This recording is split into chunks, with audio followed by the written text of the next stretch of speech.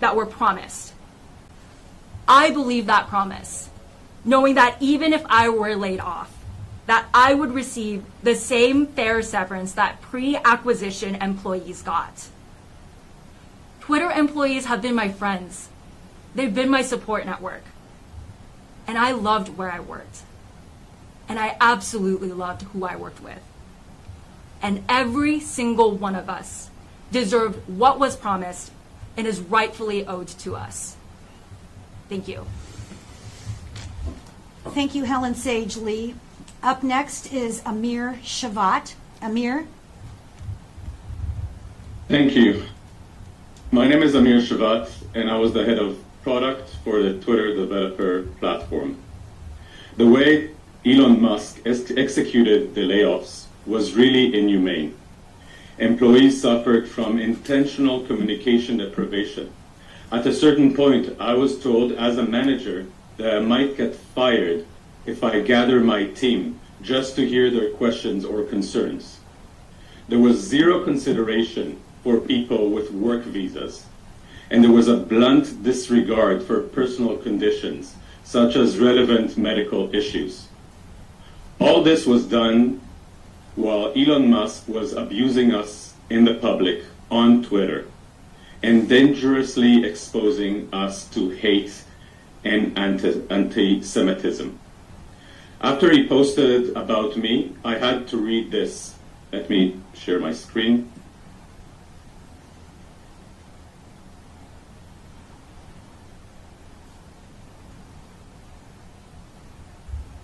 So, I hope you're seeing my screen, but it's no surprise that under Musk leadership, hate speech on Twitter has increased dramatically. I'm going to stop sharing my screen. The sad part of this story is that we were actually looking forward to move from uncertainty back to building the product we loved. This could have all gone very differently with just a little bit of due process, humbleness, and respect for the amazing team that built Twitter. I'm here because what Elon Musk did was wrong, and somebody needs to stand up against it. Thank you. Thank you, Amir. Next up is Adrian Trejo Nunez.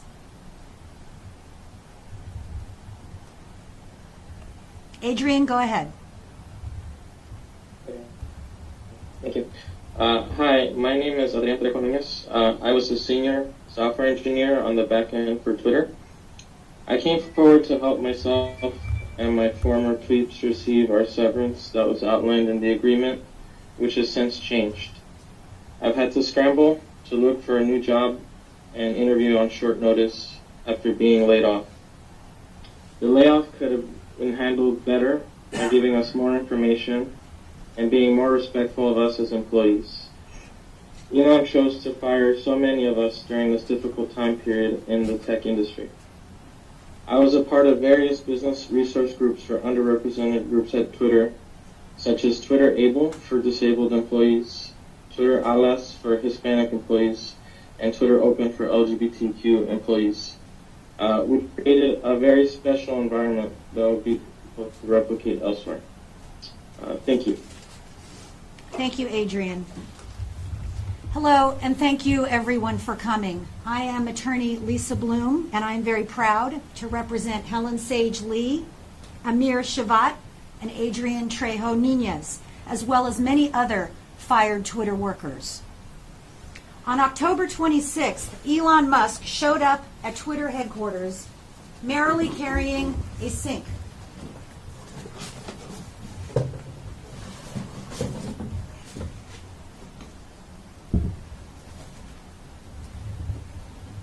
Like this one. And he said, "I own Twitter now. Let that sink in." Like it was all a big joke. And that was the beginning of the end of fair treatment for Twitter employees. The sink made sense because Elon is now sending Twitter down the drain.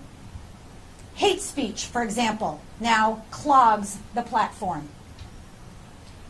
Many business owners are proud of being job creators. Elon is a job killer.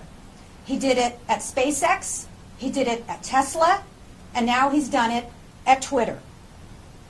And he seems to revel in it. The way that he did the layoffs on November 4th was especially cruel, where long-term employees were just dropped off of calls, or couldn't log in, or saw their pictures go gray.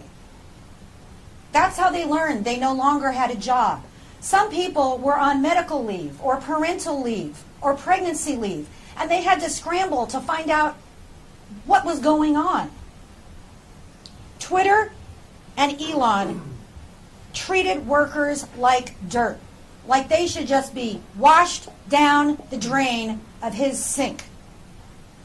After the chaotic layoff, Elon gleefully tweeted, well, most of them were Democrats or woke. And then he gave those remaining an illegal ultimatum. They could either work long hours at high intensity, or they too would find that their jobs were washed down the drain. I have a message for Elon and all of those who helped him in this. Workers are not dirt.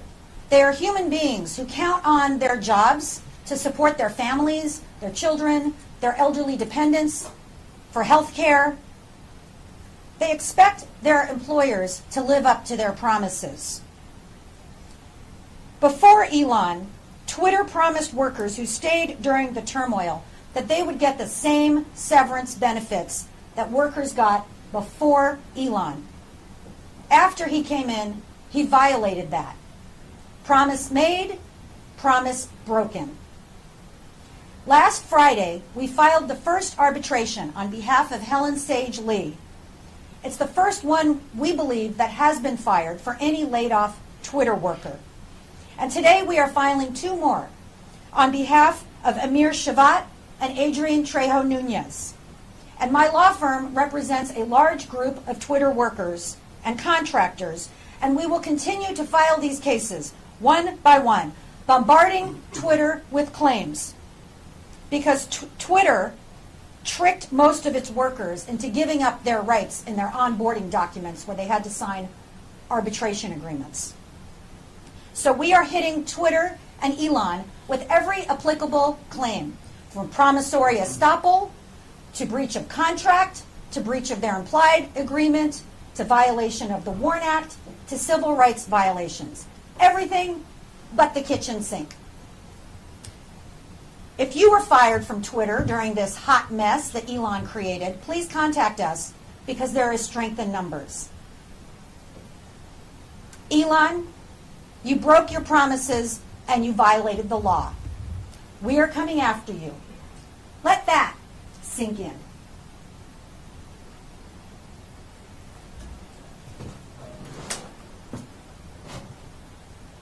Any questions? Yes. I have a question for Ms. Sage Lee. I think most of our viewers and maybe readers don't work in tech. Tell us in real terms what the loss of that severance means to you and your family. What does it mean? Sure. So hyphen is between the Helen and the Sage. My last name is Lee. It just says that. Yeah. So I relied on that severance agreement, especially because it was written pretty clearly, and I believe that that is a promise that was broken to me. So that definitely, especially with the economic, downturn and other things that are happening in the economy, is, money that I've been relying on, and also money that I've been wanting to, again, put into savings and things like that. So I think that also alters my ability to, again, find and have confidence in moving forward with the job economy. So that severance means a lot to me and my family. So you've been trying to budget for this and prepare for this, but then when it happened, suddenly, how am I going to pay the rent? How am I going to pay off the car? That kind of stuff. Yeah, that sort of insecurity, I think, especially for a lot of us. As I mentioned, it was a very turbulent time. So especially with things like, I found stability in what the severance agreement was offering me. And that was a risk calculation that I made in terms of staying with the company.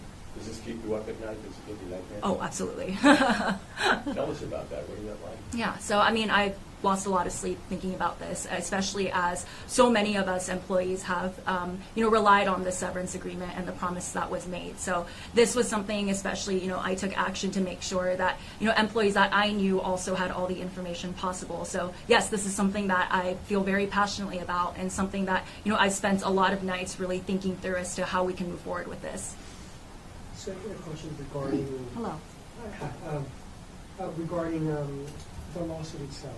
Yes. Can you explain to our viewers how Elon Musk has broken the law, given that California, it's my understanding that it's at will Yes. when it comes down to employment. So how did he break the law, and how do you plan on proving that he's broken the law? Yes, thank you. So you're right, California is an at-will state, as is every state, but there are many, many exceptions to the at-will doctrine. And for those who aren't familiar, at-will means that most employees are at-will. They can be hired or fired for any reason or no reason, except there are a lot of exceptions. One of those is when promises have been made to employees in writing.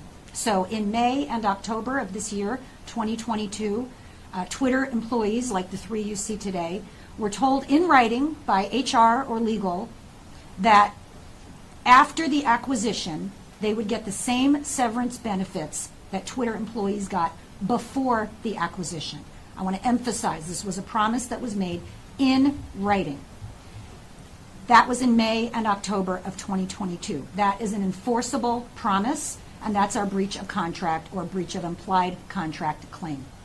There are also claims under the WARN Act, W-A-R-N, the WARN Act, which provides that when there is a mass layoff by a large employer, that employees are entitled to 60 days notice and benefits.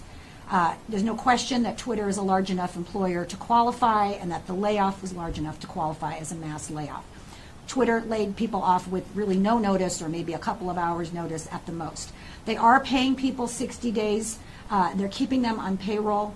But Elon has said that they're giving everyone 3 months severance. He said that in tweets, again, in writing. They have not gotten 3 months of severance. California law also provides for a $500 a day penalty per employee for violations of the WARN Act. And we believe the WARN Act was violated because people were not given 60 days notice. In addition, there are civil rights claims. As I mentioned, a lot of people were terminated during a leave, a pregnancy, a parental, or a medical leave. And that's, we think, because part of the criteria for the layoffs is people's performance just prior to the layoffs. Of course, people who are on a legally approved leave aren't performing. So we think there was discrimination on that basis, as well as other bases like gender, LGBT, race, etc. So there are a lot of different claims going into this, but I think the primary thrust of the case is promises made, promises broken. And again, those promises were made in writing, so they are enforceable. He's just spoke out about everybody, employees, the media, you name it. It won't be long before he speaks out against you. And what's the best way to handle a person like that? Because he's going to do a media war against you and the employees. And what is the best approach? Well, I hope that Elon doesn't have the poor judgment to speak out against my clients who have been brave enough to come today and express what happened to them. If he speaks out against me, I say bring it. He's not the first billionaire bully that I've been up against, and he's not going to be the last. If he wants to shed more light on our press conference by drawing attention to it, I welcome that. He has freedom of speech rights, and so do we. And this would not be the first time that I've been up against Elon Musk, and it probably won't be the last, and I intend to be successful against him again. I'm not afraid of him. I'm not afraid of the fact that he's the richest man in the world, which he is largely because he gives so little to philanthropy compared to other billionaires. And he can say whatever he wants. We're going to see him in the arbitration matters. You filed a lawsuit. What are the steps now going forward here? You need a response from them, the court. So we know that what's going to go on forward here. Right. Thank you for that. So I want to emphasize that Twitter tricked people in their onboarding documents into signing away their rights to a jury trial. I think that's reprehensible. Some employers still do that. Others have stopped doing that. But Twitter did. And so folks like Helen Sage and Amir and Adrian file their claims in arbitration. So be it. We will file them one by one in arbitration. That's what we're doing. Arbitration is supposed to be faster than court. It's in front of private judges. One of the reasons employers like Twitter do it is they hope it will be secret, because documents filed in court are publicly available, documents filed in arbitration are not. But we don't have to keep them secret. It's just customary. So that's why we're announcing this today, because people might not even know about it if we just file something in arbitration. So the next steps are that, yes, Twitter will have to file an answer. They will have to respond. They will have to file the arbitration fees, because thank you, California law, which requires employers that force people into arbitration into paying the fees for the arbitration. So they were going to have to pay for each case, case after case after case, probably hundreds, if not thousands of cases. And we will fight them there. If that's where we have to fight them, that's where we're going to fight them. And we're going to stand up for the rights of these workers. You called Musk a bully, and probably many people agree with you, but could you define your definition of Musk being a bully? Sure. So for those who didn't hear the question, why do I call Elon Musk a billionaire bully? That's because he uses his power to trample on the rights of other people. As you saw from Amir's presentation, he specifically called out Amir to his 100 million plus Twitter followers in a statement that was highly inappropriate and offensive, leading to anti-Semitic tweets directed at Amir that Elon ignored, that Twitter ignored. There's a huge rise in hate speech right now. And I think it's bullying behavior to treat your employees, who are the lifeblood of the company, who built the company, in the highly disrespectful way of just dropping them off of calls, blocking their login access, not even giving them the dignity of saying goodbye, as Helen Sage pointed out. He's called out a lot of people on this platform. And, you know, with great power comes great responsibility. And in his case, with great power comes great bullying. And we're standing up against that. What percentage of severance did you receive versus what you were expecting? I can jump in on that. So what they are receiving right now is they're being paid until January 4th.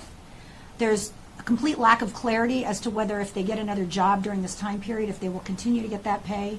There's a lack of clarity about whether Twitter is considering that severance, or they're just keeping them on payroll to try to comply with the WARN Act, even though we believe this does not comply with the WARN Act.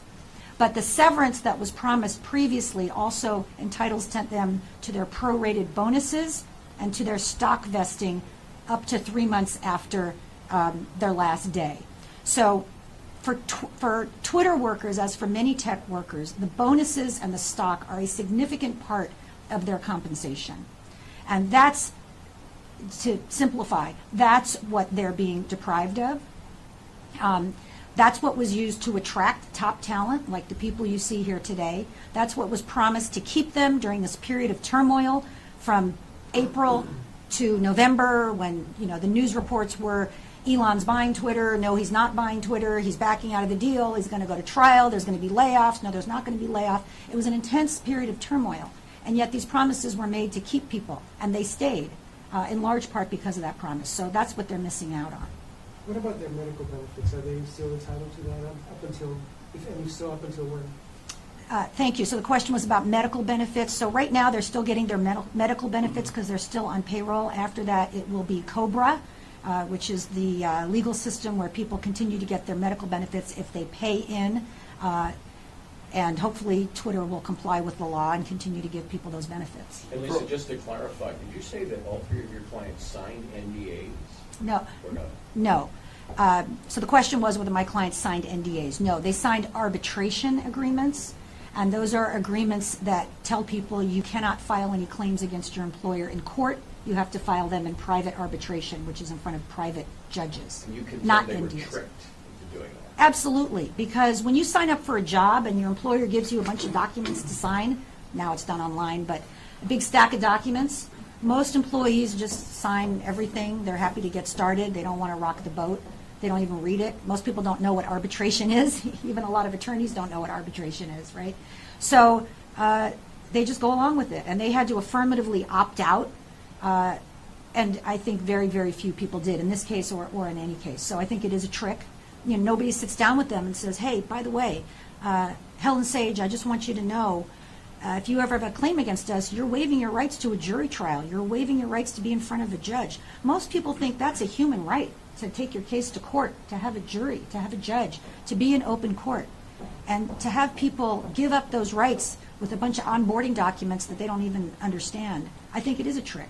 Were those documents signed after Elon took control of Twitter or before? Before. So Twitter organized those documents that you can't sue us for. Correct. So far, you have 3. Be fine.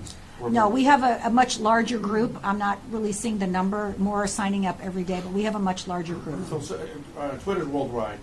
Can anybody, just people on the East Coast, Midwest, whatever, can they get a hold of you to sign on with this? And I'm not sure about the law, but is there functionality for a class action lawsuit in a way that way? Or when you get enough people, what are the criteria that goes that way? Good. Or does it benefit you? Good questions. Okay.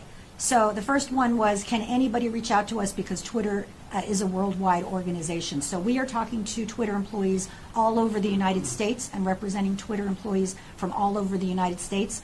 I can't practice law outside of the United States, so we cannot help people who are overseas.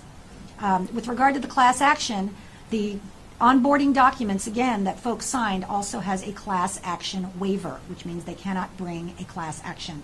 So the cases have to be filed individually in arbitration. That's okay. I'm fine with treating people as individuals. They are individuals. Everybody's case is a little bit different, and that's why we're filing them individually in arbitration. I think class action waivers should be illegal, and I think the California legislature should look at that, but for now, they are enforced. So evidently, this benefits the employer in this case, given that you're up against someone that has money to burn. You could.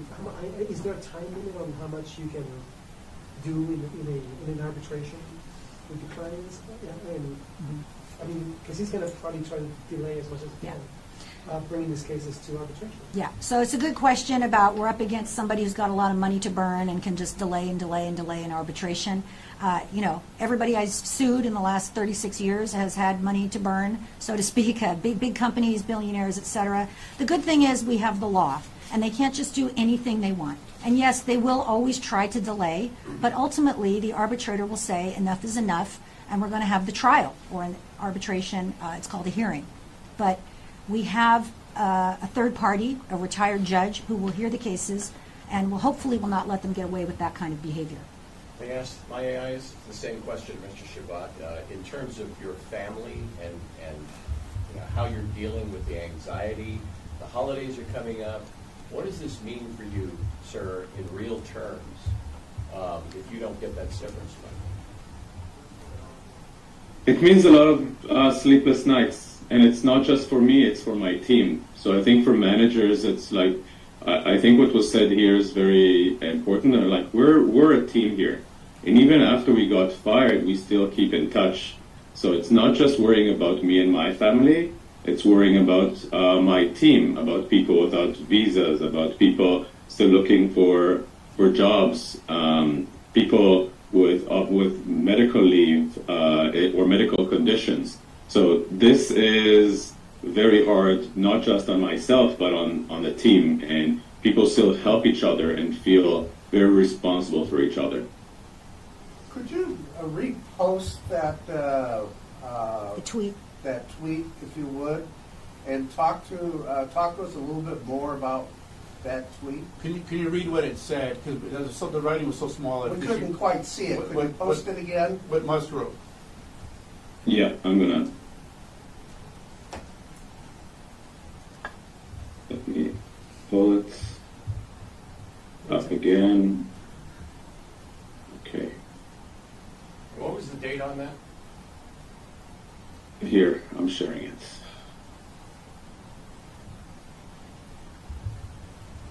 So, can you see my screen? Yes.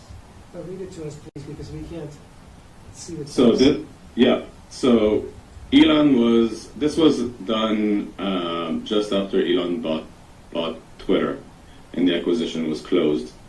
And he got access to internal communication which was not relevant to basically anything And he said that this communication proves that there were more bots than Twitter thought. So putting some comments on the fact that Watchful and the Twitter board deliberately hid information from him. And I was mentioned, I was mentioned in the tweet, and just that mention, and unfortunately the fact that I'm a mere working at Twitter, which is a rare name, created a lot of hate, which some of this comments he answered, and some of the comments which are around anti-Semitism, he didn't answer, he just ignored and let them be. So the comment this specific comment was, while they are both Jewish and have a lot of power over what people can say and are extremely corrupt and crazy coincidence. By the way, I didn't have any power about what people could say. I'm part of the engineering organization and was not responsible for trust and safety on the platform. So it was both uncalled for and wrong and anti-Semitic. So what does that anti-Semitism, how does that inform your case, Lisa? You know, Elon Musk from the beginning has we've seen a huge rise in hate speech on Twitter in the last month since Elon acquired Twitter. There was a study out, I think just over the weekend, about the just stratospheric rise in hate speech. There's also a huge rise in anti-Semitism in America. So it's especially disturbing. That's what I'm talking about when I talk about our investigation into the civil rights laws being violated in terms of who was chosen for the layoff and then who was targeted by Elon and others. In this case, as you can see from Amir, he was directly the victim of anti-Semitic hate speech on Twitter, and just nothing was done about it. And that's part of the claims. You know, nobody deserves the words from him that you guys have taken criticism. If you can say a few words to Elon Musk, what would you say to him? And not being like him, but just your own words to appeal to him that hey, you are a human being. What are your words? Sure. So for the last several days, especially the weeks leading up to today, I have seen a lot of employees who were not necessarily in charge of decision making be bullied off the platform because communications were leaked, and he was taking an active part in leaking those communications. And even for the lack of respect for some of the folks who were simply just carrying out decisions, who did not have that decision-making power, a lot of those folks' lives have been ruined. So I think I would like to ask him to, again, like there's an element of compassion, really, that is lacking here when it comes to folks that are being unfairly targeted. So I think that's what I want folks to keep in mind. Back to the severance. Since Twitter made that before Elon made that deal before Elon bought the company, he's still held to that standard to cooperate with that contract? Yes, great question. And I'll repeat it in case you didn't hear it. So is Elon held to the promise of the severance even though he bought the company after that promise was made? The answer is yes, because when you buy a company, you take it subject to all the promises that were made before. But even if that wasn't crystal clear in the law, and it is, Elon himself, in the acquisition agreement, which he signed, promised to give Twitter workers who were laid off after he came in the same as Twitter workers got before he came in. He made that promise. And that promise is legally enforceable. And that's what we intend to do in our cases. I got a question for you. He laid off the toppest people in the company. If it comes down to it in a court case, and I think they would like to, would you bring them in to testify the writings that he did that promised to them to testify against the CEOs that he let go, to subpoena them, and I'm sure you think they would want to join you because he pretty much let them go. Sure. So the question is, would we bring in the people at the top who signed these agreements and who made these promises? Absolutely, because they are held to those promises. We will bring anyone into the case who has relevant information who will help us prove our case. And we will have the power to do that, and we will do that. So good question. Thank you.